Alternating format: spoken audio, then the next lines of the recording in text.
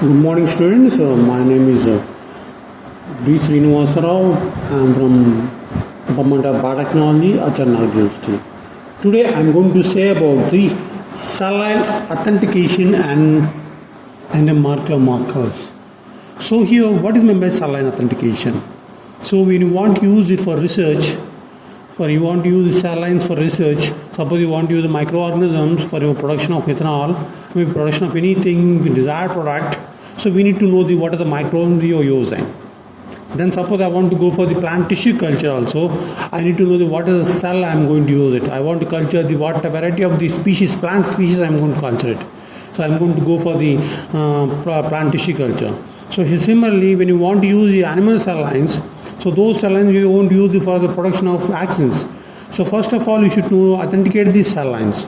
So those cell lines should be free of contaminants. It should be free of contaminants. It should be free of contaminants. So here we can say that. Second slide. So what is the marker? So how are you going to identify your cell lines? So what is the basis of your identification of your cell lines? Marker is this piece of DNA molecule. So these are DNA. It means I will say that. So your DNA will have the differences in the sequences. So each and every organism in the nature we have a difference in their sequence. Even twins don't have a same sequence of DNA. So you can say that here when you identify the DNA molecule, when you identify the genetic molecule, we can authenticate that particular cell line also. So even you have human beings, we have it, the mother, father and children.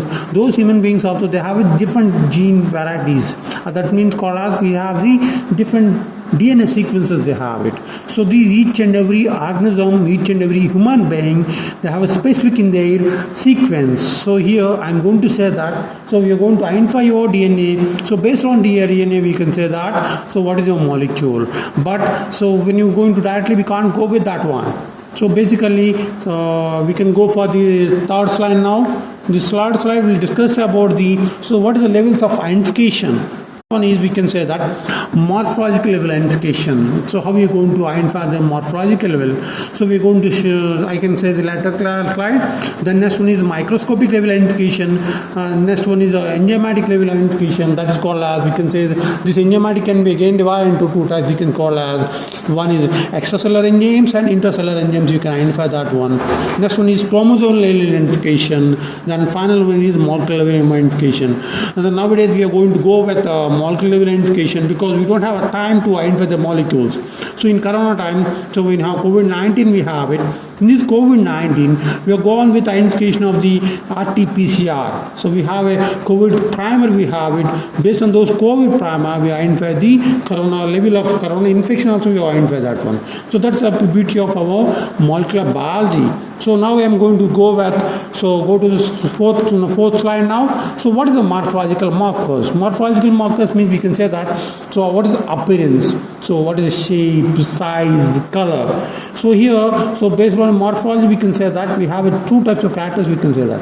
One is phenotypic characters, means external appearance characters. Next one is internal appearance characters. That's called as genotypic characters. In phenotypic characters, we can go into identify what is the shape of the cell, what is the size of the cell, what is the color of the cell. We are going to identify that. So everything we can observe on the microscope. Suppose it's a cell line. So suppose it's a cell line, we can identify it on the microscope. Suppose it's a plant tissue, we can go for the taxonomic variation. When we are going to go for the identification with the TS and LS of your cells, we can take it. And even animal cells also, we will take these animal cells. Those cells can be observed microscope. Then you are going to stain the cells. So we are going to stain the cells. Here, by staining, we can identify the contaminants also. We can identify. Here, in morphology level, we are going to identify the morphology, shape, size, functional characters. We can identify that. Also, we can identify the contamination of all different contaminants. We get the level of morphological level. So suppose your cell will have a contamination with bacteria. So we don't identify that by the contamination we have it. So in this case, when you have your cell line is contaminated with bacteria, we'll go with gram staining. So we can here your cell line is stained with a gram stain. So ultimately we can differentiate what is the contamination of your cell line. We can say that. We can say that morphological identification, we can identify your cell lines, we can say that. Slide number 5 now. So biochemical markers. So here biochemical markers, we can use the enzymes, we can use it. We can use the reaction, antibody antigen reactions, we can use it.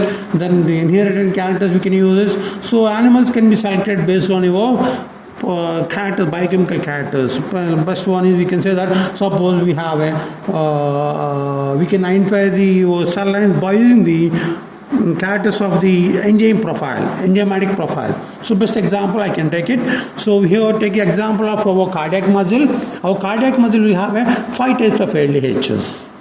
So we can, based on these 5 types of LDHs, we can say that the cardiac cell will have, this is a cardiac cell. Suppose we will take example of our liver cell, we have 3 types of LDHs we have it. So based on this isoenzyme profile, this enzymatic profile, based on the enzymatic profile, we can identify what is the type of cell. Figure in slide number 5. So I have given RBC cells.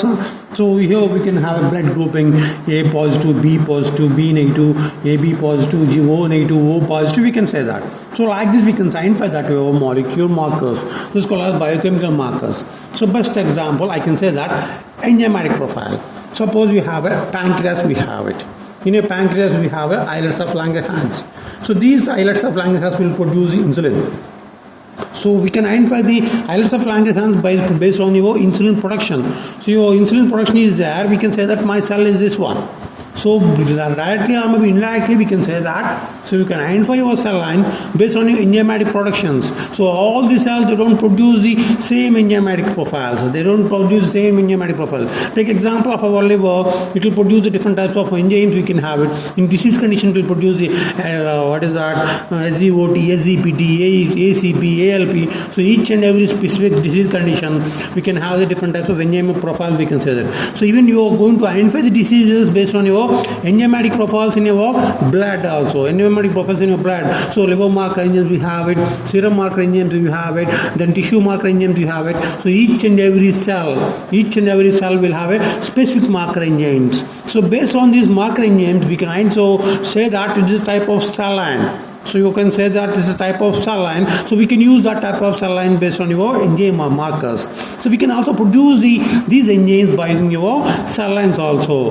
This production of enzymes we can identify that. So this is the type of cell line. So basically this is called as identification of the cell line based on your enzymatic profile, otherwise based on the biochemical markers. So some of the cell lines we have it.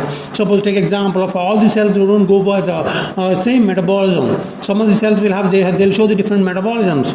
So those metabolisms based on the metabolic rate, they have the different key enzymes they have it.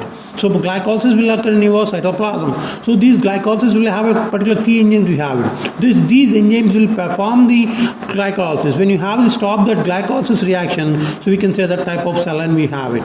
Just slide number 6. So I am going to say about how you are going to identify your cell line based on your chromosomal markers. This is also called as karyotyping. Karyotyping means you are going to label your chromosome. So these chromosomes, so each and every cell, each and every organism, they have a specific chromosome we have it. Best example, we can take example of human beings. So our human beings will have a 46 chromosome we have. Otherwise it's also called as 23 pairs of chromosomes. So these chromosomes will have a standard size and shape also, I can say that. This is called a reference when you can call that. Suppose chromosome 1, the position of centromere will be standard for each and every chromosome set. So first pair, second pair, third pair, like this 23 pairs we have it. So in each pair will have this intercentromic position will be varied, the shape and P arm and Q arm size will be varied.